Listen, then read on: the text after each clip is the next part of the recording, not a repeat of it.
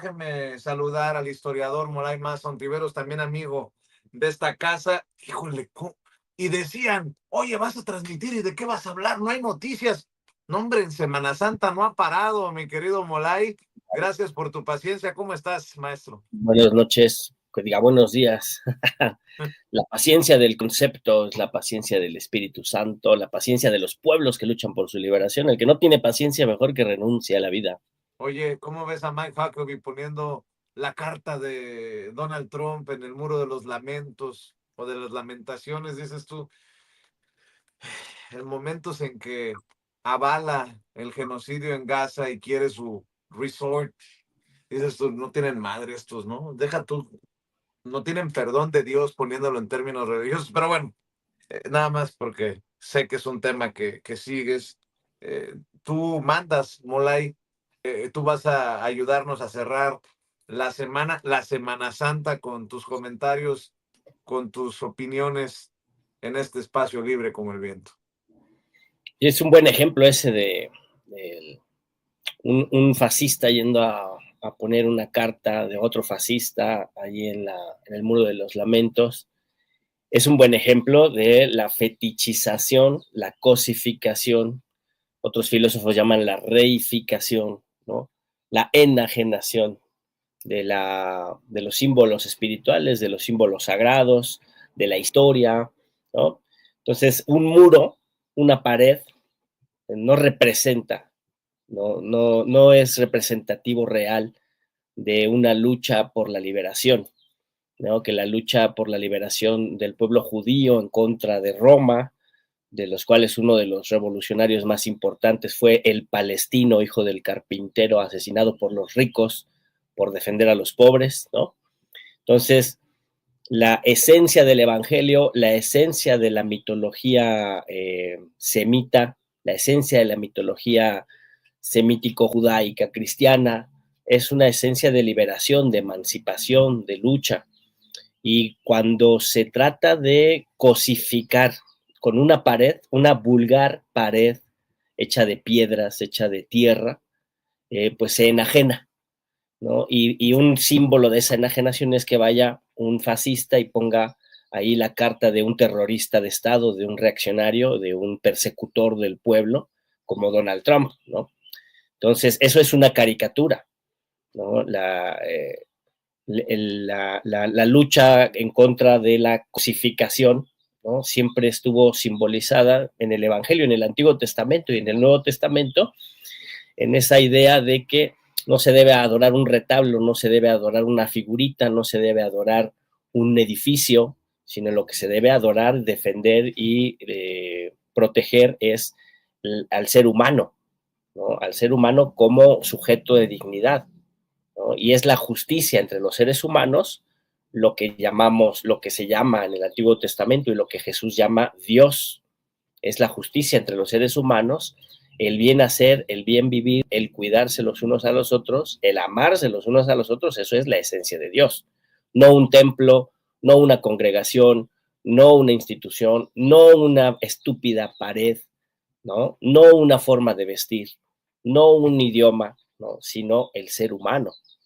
Entonces es una buena caricatura esa que nos regalan y para irnos depurando la mente y pensando con mayor libertad y quienes sean religiosos, pues ejercer una espiritualidad más profunda y menos vinculada a las cosas y a las iglesias y a los líderes religiosos, ¿no? Sino más vinculadas al amor al prójimo y ese es lo fundamental de la Semana Santa, ¿no?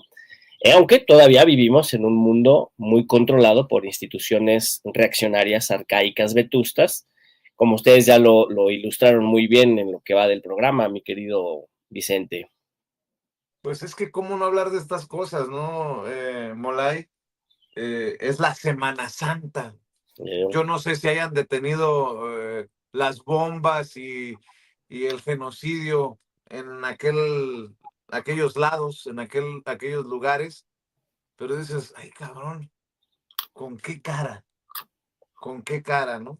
Como con qué cara solo como ejemplo también, el cardenal le lava los pies a las madres buscadoras, a los migrantes y después hace declaraciones tan políticas.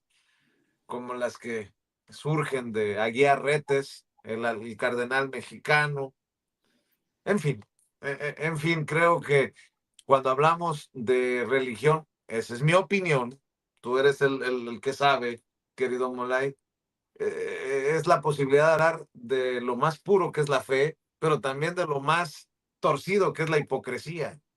Claro.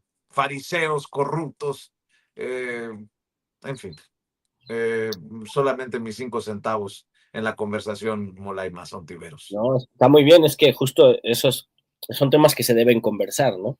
Normalmente, en la tradición de la ausencia de la discusión, siempre en las familias se dice, no hables de política, no hables de religión, no hables de fútbol, porque son temas en los que nunca te vas a poner de acuerdo.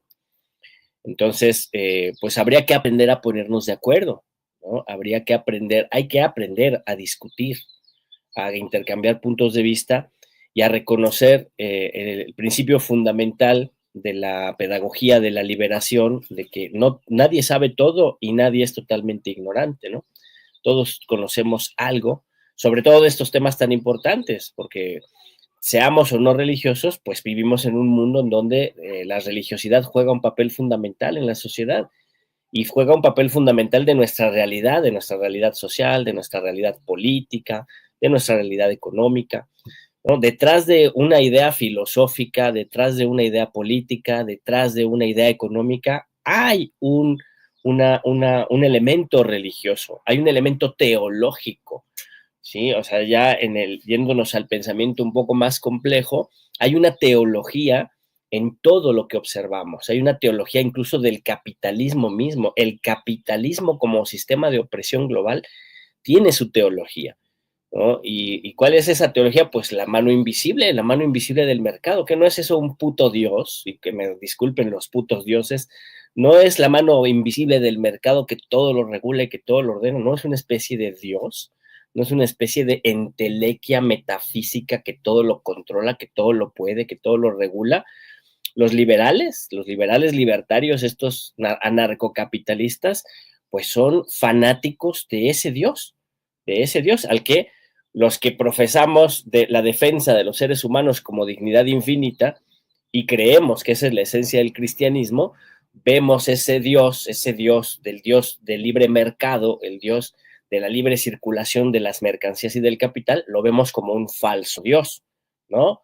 Porque nosotros creemos que el Dios verdadero existe solo cuando hay amor al prójimo y cuando hay actos de justicia. Y el falso Dios es el falso Dios de las cosas, el falso Dios del dinero, el Dios mamón, le decían los antiguos, ¿no? Que también es una forma de discriminar a otros dioses, ¿no? De otras culturas que se fueron quedando y fueron siendo dominadas por el avance del judaísmo y el cristianismo, ¿no? Pero hablando en términos teológicos, es el falso Dios del capital, el falso Dios del dinero. ¿Por qué sería falso? ¿Porque no existe? No, es falso porque contradice el bien vivir de los pueblos. Es falso porque es el mal encarnado, ¿no? La libertad total del capital, la libertad total de los bancos, de los banqueros, porque además hay personas de carne y hueso detrás de todo esto, la libertad total de los empresarios, de los ricos, que además no son ricos, son enriquecidos.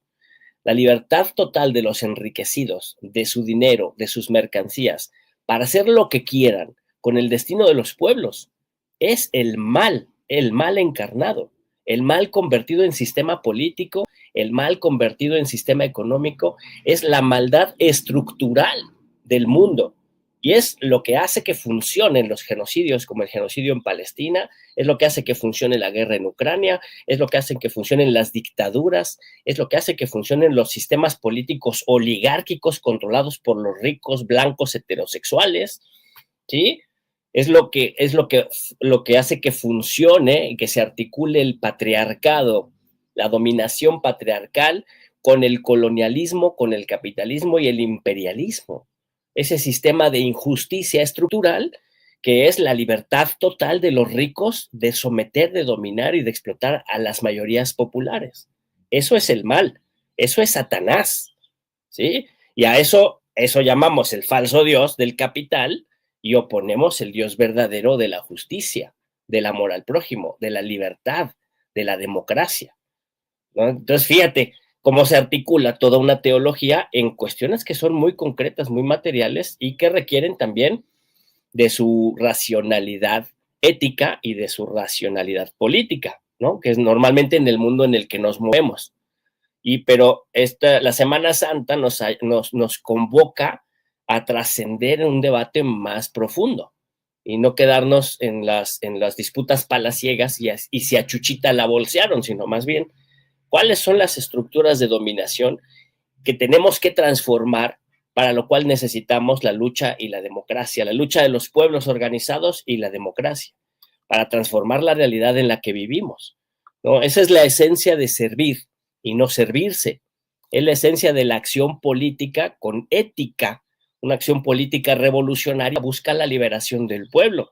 ¿Y de qué se va a liberar el pueblo? Pues de las cadenas de la explotación, de las cadenas de la marginación, de la pobreza, de la miseria. Pero la pobreza, la marginación y la miseria no solo son un problema de los pobres, son un problema de los ricos, porque la explotación, la marginación y la miseria enriquecen a los pocos, ¿no? La marginación, la explotación y la miseria son producto de un sistema injusto y de la teología de el mal encarnado que es el capital, el imperialismo y el colonialismo, ¿no? Entonces, quien hace política para servir y en la izquierda, en todo el mundo, el pensamiento de izquierda, o las izquierdas, porque además es un pensamiento muy plural y muy variado, el objetivo es el bienestar y la liberación de los pueblos, no llegar a un cargo, no llegar a un puesto, no llegar a la presidencia, a la diputación, ¿no?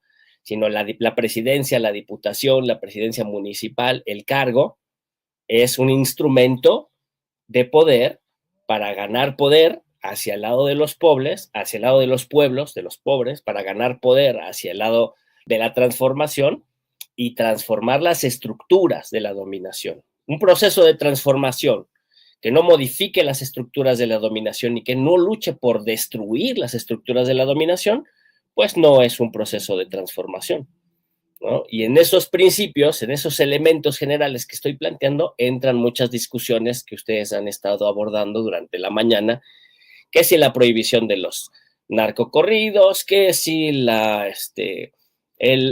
venta de comida chatarra en las escuelas, entonces ahí entran todos estos elementos.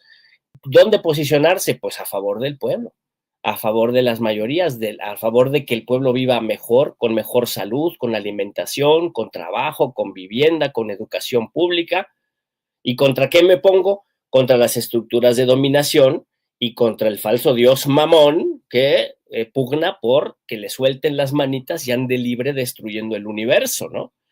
Y entonces, así, a ese nivel nos hace reflexionar la Semana Santa. ¿Cómo no va a haber trabajo en Semana Santa si tenemos que sentarnos a releer el Evangelio y a criticar la sociedad en la que vivimos desde la perspectiva de la liberación de los pobres, mi queridísimo Vicente? Y solamente para mis 5 centavos, Molay, también en esta hipocresía de estas fechas, eh, no de todos, obviamente. Pues hace unas semanas, un par, se recordó el asesinato del obispo, del obispo Oscar Arnulfo Romero en El Salvador, que le fue a alertar al Papa Juan Pablo II de la barbarie de los militares contra los hermanos salvadoreños en momentos en que hay un cuasi fascista o con una vena fascista gobernando en El Salvador, por cierto. Y pues no solamente no fue recibido por el Papa Juan Pablo II, sino que lo mandó a volar y dijo que no tenía tiempo de leer lo que le quería entregar Oscar Arnulfo Romero y regresó a El Salvador para ser asesinado.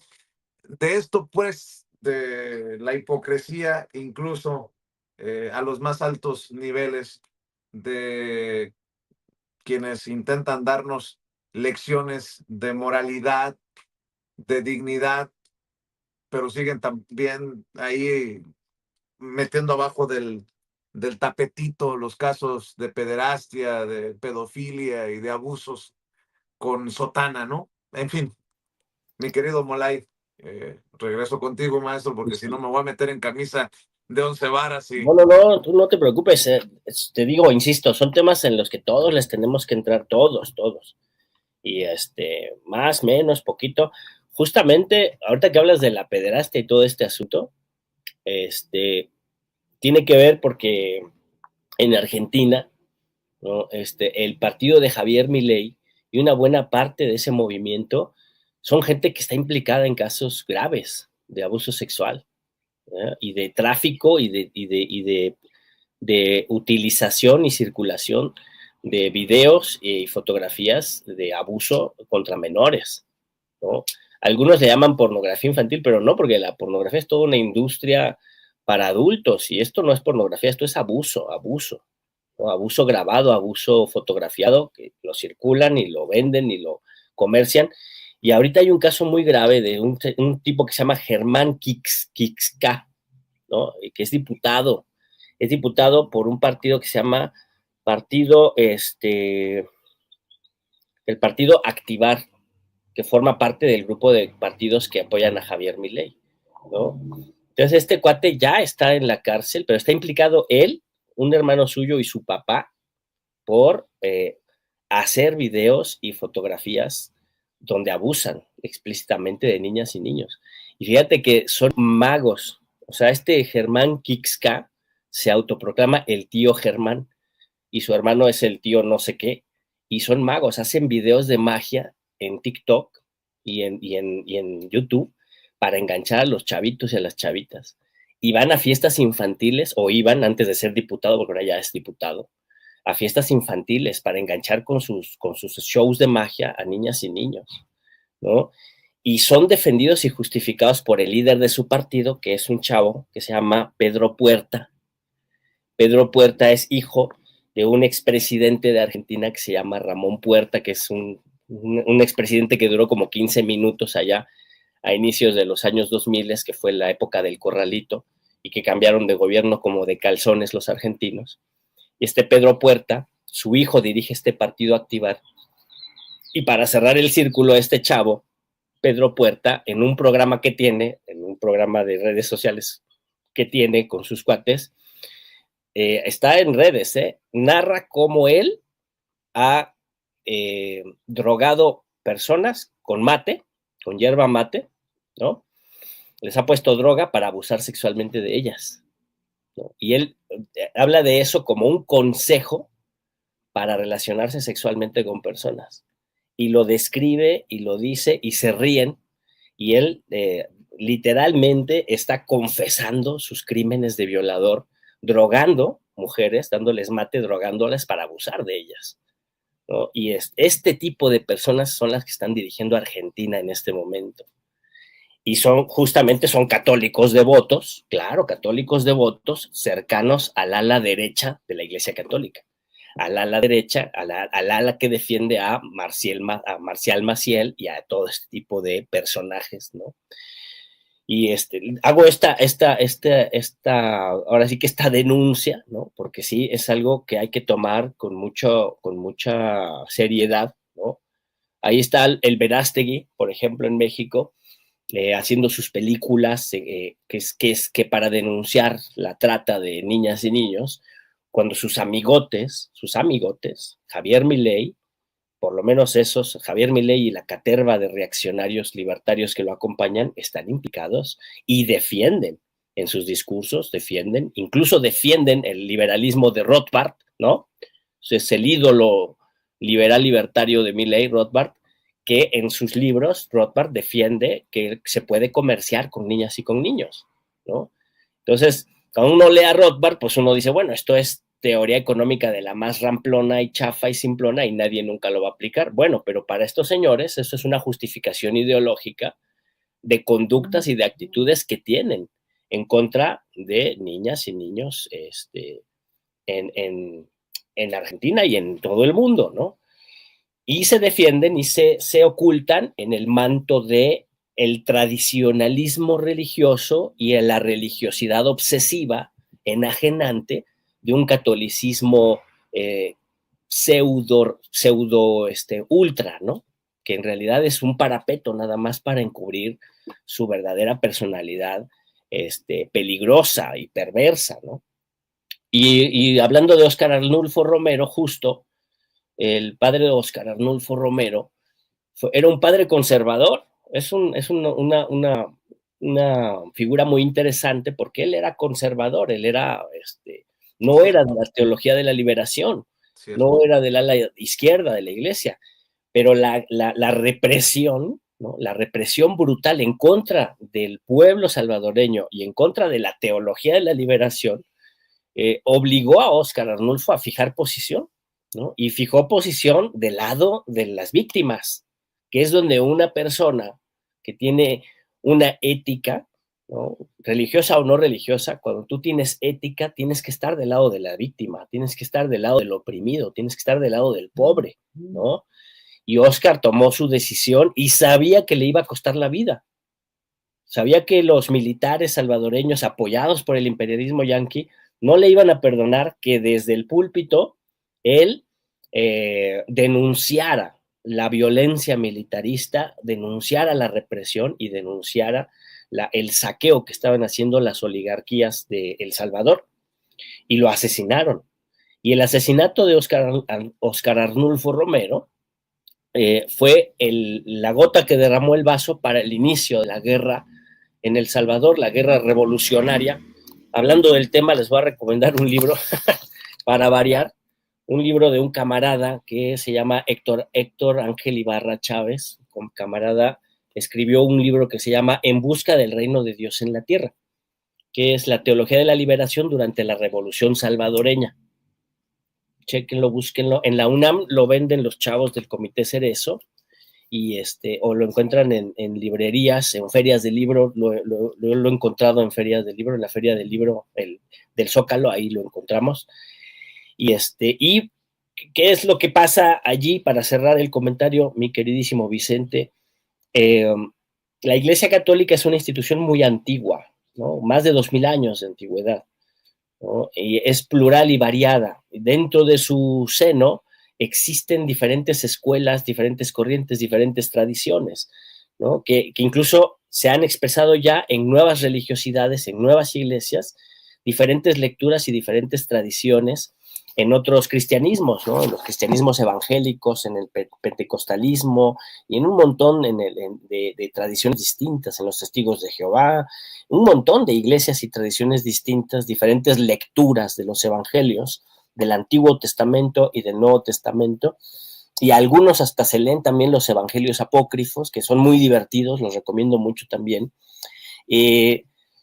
pero digamos que la tradición antigua del cristianismo primitivo es la tradición de un cristianismo que era el cristianismo de los pobres, cuyo objetivo era la liberación en la tierra del pueblo, ¿sí? En donde el reino de Dios tenía que hacerse en la tierra, y el reino de Dios era la liberación de toda forma de opresión en contra de los seres humanos, ¿no? El cristianismo rompió con una tradición antigua judía. Hay que recordar que Cristo era palestino, pobre y judío, ¿no? Entonces, la antigua tradición judía reclamaba al Dios verdadero Yahvé, que era el Dios justicia, solo para los judíos, ¿sí? Y no para los otros pueblos. Cristo rompe con esa tradición, Yeshua, rompe con esa tradición y dice, no, todos los seres humanos somos hijos de ese Dios, porque ese Dios es justicia y todos los seres humanos merecemos justicia, ¿no? Entonces, ahí se genera un cisma, una ruptura, un movimiento de revitalización, y surge el cristianismo como nuevo movimiento político, filosófico, pero también teológico, ¿no? En una época donde lo político, lo filosófico y lo teológico no estaban claramente separados, ¿no? Como hoy en día, aparentemente, como lo decía hace rato, ¿no? Y entonces es una tradición donde el cristianismo es una herramienta de lucha, de resistencia y de liberación en contra de la opresión del templo judío y en contra de la opresión del imperio romano, ¿no? Pero cuando Constantino de Constantinopla convierte el cristianismo, ¿no? Que ya es un movimiento de masas, que ya es un movimiento tremendo, desarrollado 400 años después de la muerte de Cristo, ¿no? Ya Pablo, ¿no? Saulo de Tarso, que es ahora es San Pablo, ya articula todo un movimiento bien estructurado, ¿no? Es como el Lenin, ¿no? El Lenin de Marx, ¿no? Es Pablo de Tarso es el Lenin para Cristo, ¿no? Que es el que logra construir todo el movimiento, articularlo, estructurarlo, y Constantino, el emperador romano, se da cuenta de que no va a poder seguir reprimiendo a ese enorme movimiento y más bien lo atrae, ¿no? Eso de tener a tus enemigos más cerca que a tus amigos, pues Constantino atrae al movimiento cristiano, se hace cristiano él y convierte el cristianismo en la religión oficial del Imperio Romano. Y entonces el cristianismo, de ser un movimiento de lucha, de resistencia y de liberación, se convierte en la iglesia del imperio y ya no va a rechazar al mundo existente y ya no va a luchar por la liberación, sino que va a empezar una desviación teológica, una teología en contra de la lucha, en contra de la resistencia y en contra de la liberación, y se convierte en una iglesia del status quo, ¿no? Y a partir de allí, 2000 años de historia, una iglesia que está cercana al poder, una iglesia que está cercana a los ricos, a los enriquecidos, y una iglesia que se enriquece también, ¿sí? Y es la iglesia actual, la iglesia que tenemos, ¿no? Con sus izquierdas y sus derechas, pero es esa iglesia cercana al poder que defiende el mundo como está y que justifica las injusticias del mundo como están, ¿no? Y esa es la crítica que hay que hacerle desde un cristianismo revolucionario a la Iglesia Católica y a todos los cristianismos que no defiendan el Evangelio como una herramienta de emancipación de los pueblos, ¿no? Óscar Arnulfo Romero entendió eso y se puso del lado del pueblo y le costó la vida, como le costó la vida también al fundador Jesús. Y esto lo vamos a ver ahora en la Pasión, allá en Iztapalapa la Bella, por aquello del imbécil Sarmiento, qué pendejo, qué bárbaro, qué clasismo, qué asco de persona. Yo soy de Iztapalapa, a mucha honra.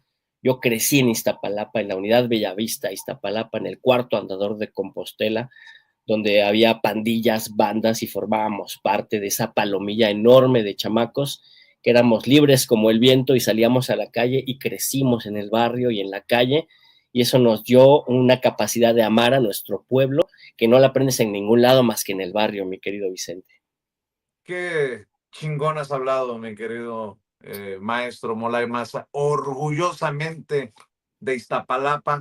¿Y será que también lo tomo personal, lo de esta pendejada que escribe desde su clasismo, desde su ladrillito, Sarmiento? Porque mi familia, ustedes saben, es de Iztapalapa, orgullosamente del pueblo de Santa María hasta Huacán, y bueno, pues a lo mejor lo asumimos más personal, Molay, su servidor y toda la gente que tiene que ver o que ha salido de Iztapalapa para el mundo, dirían Los Ángeles Azules. Maestro, qué chingón platicar contigo y te agradezco mucho que nos ayudes con estos temas que a veces son complicados, complejos, pero que son necesarios. Y ahí te encargo que nos acompañes la próxima semana. Por lo pronto, cerremos invitando a esta audiencia que tanto te aprecia, que tanto te admira y que tanto te criticará también.